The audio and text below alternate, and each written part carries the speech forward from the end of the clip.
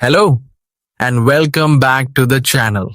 In today's quick tutorial, I'll show you how to block unknown number calls on Android. Tired of constant spam? Follow these simple steps to silence those mystery callers for good. Open the Call app. Locate the green or blue telephone icon on your home screen or app drawer. This is your primary dialer. Access settings. Look for the three-dot menu, the More symbol, usually found in the top right corner of the screen.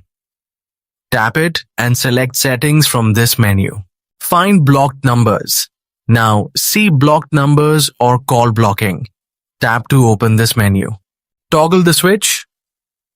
You will see an option labeled Block Calls from Unidentified Callers or Unknown.